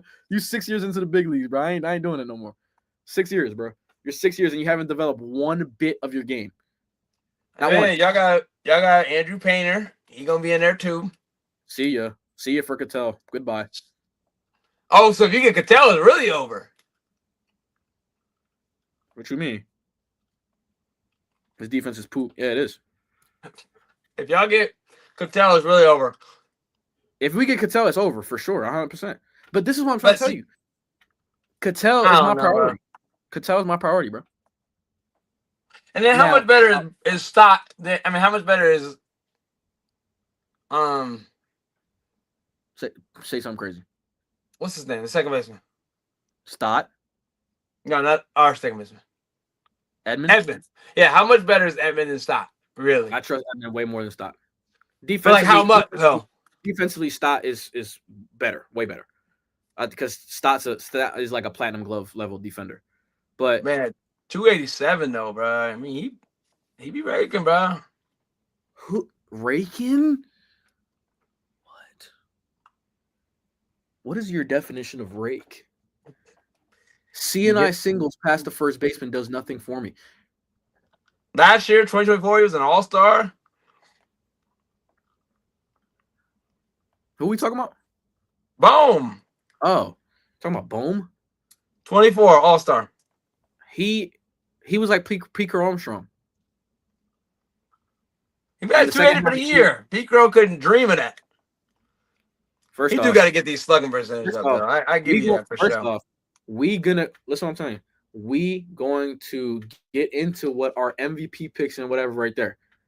PCA is going to be at the top of my list this year. Stop it. Stop Tell it. you right now. Stop you know what? We're gonna get into that at a later date. Bet. Wait till the WBC. Wait till the Stop WBC. Wait till the WBC. Wait till the WBC. Stop it. Right now. Wait till the WBC. He gonna show you. I'm telling Dave, book this right now. He struggles with consistent timing. Like cool. He can't. He just can't do it all for a whole year. That's what. It's just not natural for him. I think he can. Someday, but I mean, I don't think what he's going back 280. I know this is platinum level defense. I'm not platinum level defense. He's the next Kevin Kiermaier with power. He's hitting 40 next year. He's hitting 40. 40. He's hitting 40 next year. He's hitting 40. He hit 30 with a terrible second half. He's hitting 40 next year. But doesn't that tell you that maybe they figured him out? That's one bad half. That's one bad half. Yeah, but that's all they need. They figured him out. Now it's wraps. No. I can bank on PCA. Do you know what else he'd have to do to have that too? What? Because I'm not gonna sit here. I'm not gonna sit He's here. in the NL. He's got to beat out Shohei for this. What? Yeah, no, yeah, but I don't. I'm saying when I'm picking, I don't want to just like pick the obvious answer every single year. Oh, okay. So you don't really believe that. You just want to believe it. I got you. I think that he can be in the top 3 for sure. With 30 homers, he only finished with a 118 OPS plus. Mm-hmm. He did finish 9th in MVP this year. Give me one more year development. Dave says, "Listen, man, when Caleb say something, somebody gonna do something. I believe it, man. Changed my mind about Casty. Listen, to what I'm saying. Castellanos, what do you mean? What did he change? Did he change it for the better or for the worse? For the better. And going into 2023, these guys were literally like, send him out of here, blah blah blah. I was like, I guarantee you, Casty gonna be an all-star in 2023 and be our most consistent player. And what was he? He was our most consistent player in 2023. Hey, you did hit me with that though, with the Jalen Hurts thing too. Remember we had that bet? Oh yeah. Remember, yeah. With the Super Bowl and the MVP, whatever. Yeah, I should have took it again though. Pro Bowl. He'll never win MVP, but I should have took it with the. That's a great question. Will he ever win that? MVP? No, he'll never win. No. I'm about to say I don't think he'll ever win that. So I don't think his style of play will not let him win the MVP. Yeah, I agree. Okay, cool. But I don't care as long as he wins a game. I don't care. If he wins, he has to win at least 3 Super Bowls then to be a Hall of Famer. You don't think if he wins another one, he's a Hall of Famer? I don't know. And if he wins another one with another Super Bowl MVP, he's not a Hall of Famer? No. 2 Super Bowl MVPs don't get you in? No, those Super Bowl MVPs don't mean nothing. Okay, there's another quarterback. There's another quarterback right now that has 2 of them joints. That has 2 Super Bowl MVPs? Plays for the Bengals. Burrow? Flacco has 2, doesn't he? Oh. Flacco only has 1 Super Bowl. Oh, he only has 1? I thought he had 2. Yeah. I thought he had Flacco got 1 Super Bowl. Okay. I thought he had 2. The only one that's going to have multiple Super Bowl MVPs outside of him will be Mahomes. Rodgers don't got more than 1 Super Bowl, let alone another Super Bowl MVP. Neither does Drew Brees. Yeah, but Super Bowl MVPs don't mean nothing to me, but they're 90% of the time is going to the quarterback. Brandon, but you acting like he's... There's nothing you can do to win it as another position. There's nothing you can do. Von Miller won it. I get it, but I'm saying 90% of the time. Yes, obviously there's been some anomalies, but there's nothing you can do to win a Super Bowl MVP. Bro, the quarterback literally has to lose it. Like when Tom Brady lost, when Edelman won it for Tom Brady. What's the name? Purdy. Had they beat the Chiefs, Purdy wasn't going to win the MVP. I get it. They weren't going to beat the Chiefs, but anyway. But had they beat him, he would have. Yes, he would have. No. That would have Purdy meant wasn't the MVP. That would have meant that he got another game-winning drive. That's what I'm saying. No, bro. No. If he would have went for a game-winning drive, he's getting that MVP. I don't see now with the way the game that McCaffrey was having. Absolutely not. I don't know, bro. It's gonna be hard. McCaffrey scores another touchdown to win the game, McCaffrey. Yeah, but what if Purdy does? But listen to what I'm saying, McCaffrey. But we're acting as if Jalen Hurts wasn't the best player on the field in both Super Bowls. He was. No. What? He was not the okay. First, listen, I know we get into this all the time. Second Super Bowl, that could have been any quarterback. It was 33-0. And you had a pick 6 touchdown from Cooper DeJean. That should have won. If there was a way to give it collectively to the defense for the Super Bowl, it would have went to the defense. You can't do that. So individually, they can't give it to somebody. So they just gave it to the quarterback by default. He was not that fantastic. He was not that fantastic. In 2 Super Bowls, he has like 7 touchdowns and 2 turnovers in 7 Super Bowls. Seven touchdowns. That game was not close. Ever. He only had like 60 something yards at halftime with no. He has 4 touchdowns, Brennan. He scored them in the second half when the game was already out of control. There was no. It wasn't nothing crazy. Bro, they had two defensive touchdowns in the first half. Didn't they? They had the pick 6 and then they had another. He had the one. Okay, touchdown. But it was 14-0 at half, right? Or no? Was it higher? Are you talking about the second Super Bowl? What was the score of the second Super Bowl at halftime? 24-0. Oh yeah, that's right. It was 24-0. You're right. They had a pick 6. So 17 points came from the offense. And they hadn't what's it called? He only had like 70 or 80 yards at halftime. He only ended the game with 220 and he got 100 and something in the final 2 quarters. He had like 220 yards. The defense giving him short fields? But that's what I'm saying. If there was a way to collectively get it to that could have been any quarterback. That Jalen Hurts was not the factor in that game. That could have been any quarterback and they would have won that game. If you're gonna tell me you're gonna go up, you're gonna have short fields, Mahomes not gonna score in a whole half. Who's not winning that game?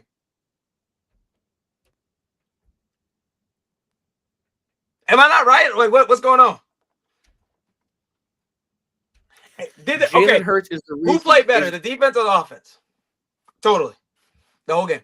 The defense was phenomenal. Yes. But did they play better than the offense? They were great. They were dominant. Yes. No. Were they better than the offense? What does that have to do with Jalen Hurts being the best player on the field? He wasn't the best player. That's what I'm trying to say.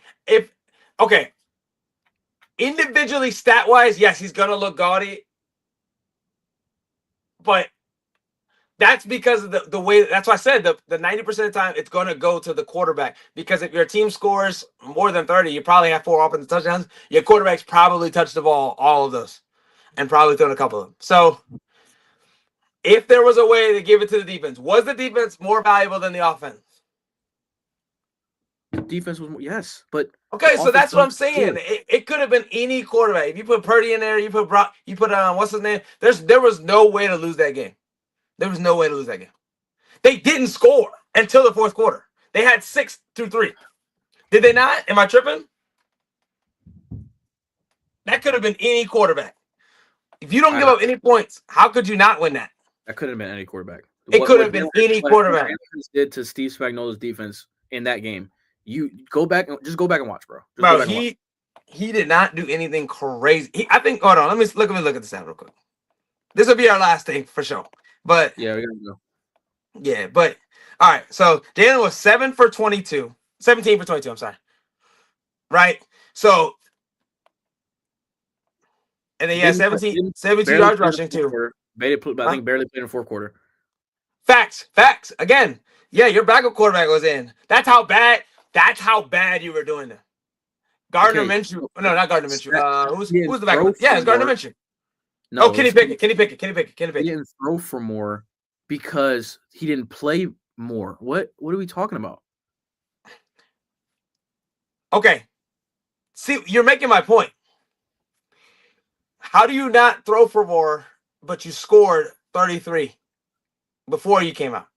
Jaden, Brendan, we only had one defensive score in the game. No, I get that. How you said he didn't throw for more because he didn't play in the fourth. He had short fields as well. That's what the defense was more valuable. If there was a way to give it to the defense collectively, they would have gave it to them. The only reason he looks like the best player is because he's a quarterback. He's going to touch the ball every play.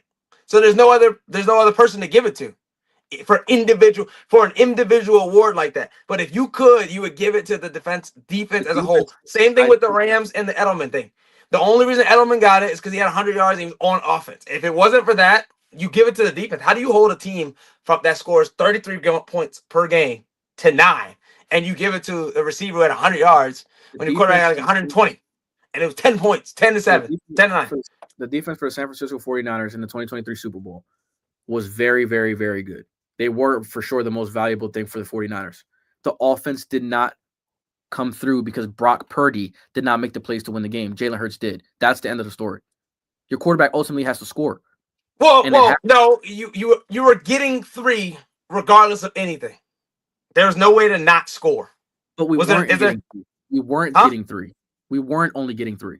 No. You're getting 3 regardless. If there was no bad quarterback, you're getting 3 regardless. Now you're getting 7, obviously, which is better. Which is a completely different game. Which is better. I'm not arguing that. Well, hold on, no, because they didn't score. It's not like they were cheap. The momentum is completely shifted away. I don't know. Because he's scoring and Mahomes threw a pick 6. They scored a defensive touchdown, so you didn't even have to score a touchdown because it was you. If you got 3, and then the 7 for the 10, that's 16. You have 16-0. Then the Chiefs didn't score till they got 2 field goals in the third. It was 33-6. If it's 16-0 going into the third or fourth quarter, it is a completely different game. 100%. Yeah, I agree. I agree with that. But it wasn't like they were moving the ball down the field or anything. You see what I'm saying? No, I don't. Bro, if a team doesn't score to the last quarter, how are they supposed to beat y'all? I don't care who's the quarterback. How are you supposed to win if the team doesn't score? The offense made it into a point where they only had to throw the football. They couldn't run the ball anymore. They were only one-dimensional, so I it agree. matters. Yes, It matters. The defense. Yes. Okay, so what? What are you saying that's disproving my point that he only completed 17 passes out of 22 that he threw? Yes, that's a fantastic. But the fact that he only had to complete 17 passes tells you what? To score 3 touchdowns.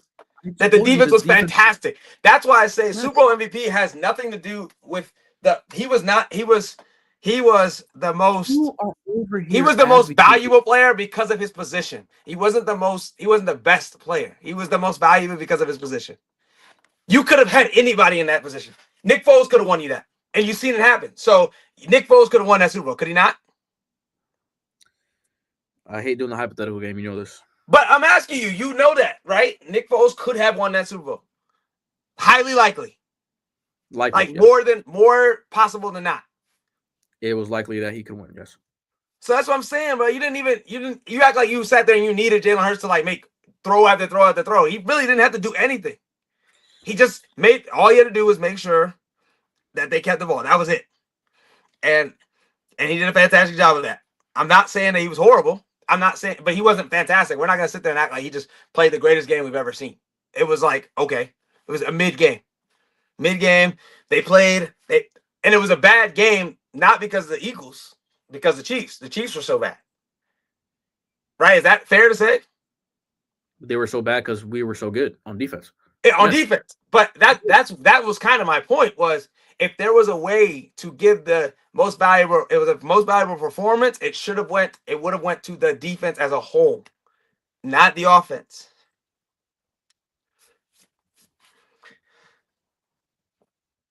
We can wrap it up right there, man.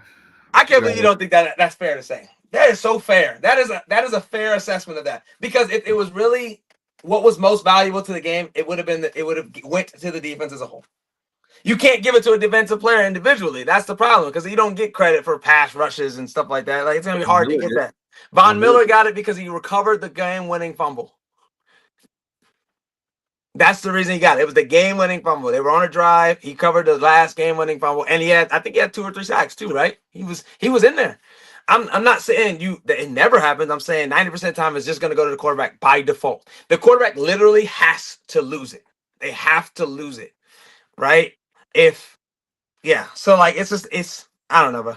And then he's not even the best Super Bowl MVP y'all have. Is he? Is he better than Nick Foles? Yes. Is his Super Bowl performance better than Nick Foles? The first one was for sure, but not this one. Absolutely not. What's wrong with you? Nick Foles, number one, had a harder road. Right? He had to beat Tom Brady. That's number one. And he went shot for shot with him. Not only did he throw, I think he threw for 4 and caught 1. Or was it threw for 3 and caught 1? No, I'm saying, okay, I get you that. That doesn't mean. Well, I said Super Bowl MVP. He lost that. He didn't even win the game. Are you saying that Nick Foles is the better player? No, I'm saying Nick Foles has the best Super Bowl MVP. I mean, QBR wise, Jalen Hurts has a better QBR, but yeah. Forget the QBR. I don't care about no QBR. You don't care he about has the better Super Bowl MVP. That's what I'm saying. Nick Foles, sure. All right. So he ain't even the best on your team. Okay. We can wrap it up right there, man. Don't forget to like, comment, and subscribe. Like, comment, subscribe. Where can they find you, bro? B3 Swings. Come always. On. Yes, sir. Always, baby. We'll get some videos out there over the week. Or Brendan S_3 on TikTok. I'll be posting some videos. I'll be having a week. I can't believe they sent Shedeur out with the wrong wristband, but yeah, you got to be kidding me. We'll talk about that. You got to be kidding me. It's crazy. But could you imagine looking down and be like, oh, wait, what route did you just run? This says Z8983 on 3. Why did you just run a post? I just couldn't imagine. That's got to be so embarrassing. We'll get into it, man. Gonna get some videos out there. Gonna get some shorts out there throughout the week. He was not the clear MVP, by the way. But I mean, well, yes, but by the way, yes, you have to pick an individual. I'm sorry, I asked that. Yeah. All right. See y'all next time, man. Yes, sir. Lock it in. Let's do it.